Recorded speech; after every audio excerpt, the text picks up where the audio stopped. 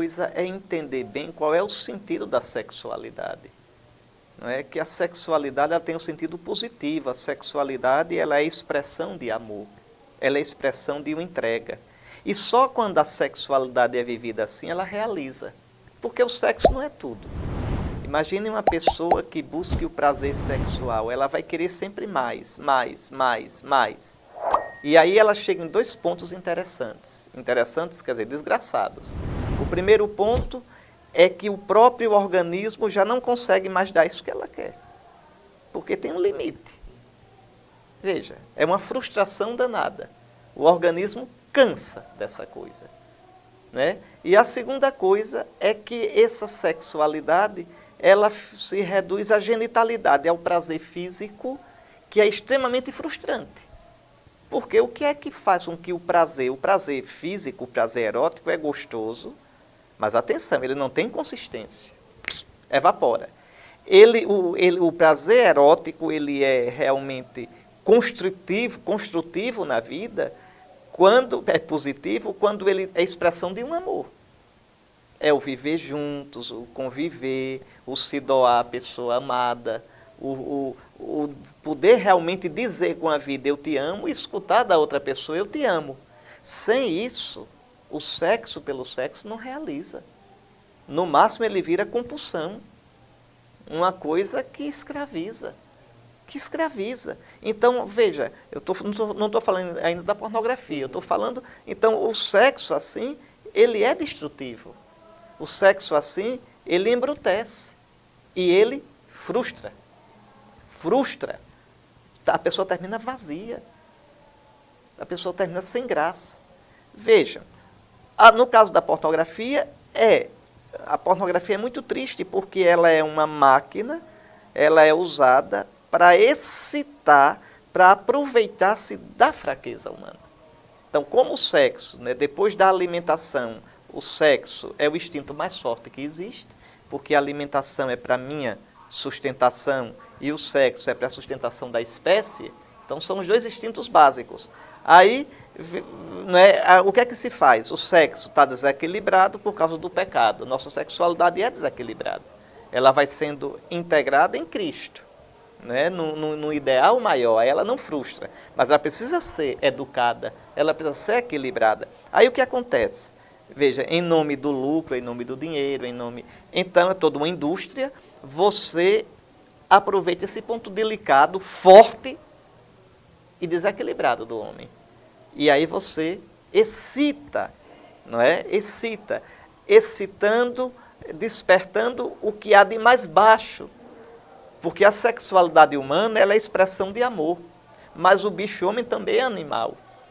Aí é a expressão de domínio, do prazer. Então começa com aquilo ali, né? E tem uma recompensa imediata, o prazer, porque só no fim é que está o desgosto, a desilusão. Mas no começo é um prazer, né? Então, a pessoa termina se escravizando nisso. É uma droga. É uma droga, é destrutivo, né? E pode até prejudicar, isso a gente escuta muito no confessionário, escuta muito conversando, começa a prejudicar as relações sadias entre esposo e esposa, as relações sadias, porque deixa de ser um sexo como amor, para ser um sexo como desfrutamento do outro, né? Até as palavras que são usadas. Você me desculpe, mas eu vou falar com clareza. Por exemplo, né, no modo chulo, comer. Veja, é devorar o outro. Né? Desculpe, eu vou usar um outro verbo, viu? Me desculpe, mas é bom ser muito claro. Né? Um verbo chulo em português, fuder. Isso vem do latim, tá certo? Que quer dizer furar. Em latim, não é furar, tá certo? Ou seja, veja, é agredir, é desfrutar. Veja que é uma coisa doentia. Quando eu digo que destrói uma sexualidade mal vivida, é porque, veja, é interessante, quem fez a sexualidade humana deu também o mandamento da castidade. Então a gente é programado para uma sexualidade vivida no contexto do amor. A gente é programado para uma sexualidade vivida como doação, como complementaridade, como partilha. Quando a sexualidade ela é deformada no desfrutamento do outro, ela coisifica o outro e animaliza a mim. Então, a pornografia se baseia nisso. Como vencê-la? Primeiro que tudo, não entrar. Não entrar. Não abra as portas para o diabo. Depois, entrando, aí você tem algumas armas, não é? O exercício da força de vontade. Da força de vontade. Procurar realmente se exercitar e renunciar àquilo. Tá certo? Sempre pedindo a graça de Deus, rezando. Não precisa fazer disso uma fixação, porque aí cria tensão e os pecados ligados à castidade são graves, mas não são os mais graves. É muito ruim quem se fixa nisso, porque aí começa só a pensar nisso, aí termina caindo nisso. Não, é pecado, se luta, se cair, se confessa, mas não fazer disso um bicho de 7 cabeças. Tá certo? Agora, sobretudo se não envolve diretamente outra pessoa, não é? É interno, não é? Mas lutar contra, não é normal, nem é correto para um cristão. Agora outra coisa, a oração, a confissão, não é? a devoção à Virgem Maria, o terço, e evitar realmente entrar nesses sites, evitar entrar. Antigamente, quando o computador era só de mesa, eu poderia dizer, deixe no lugar mais público.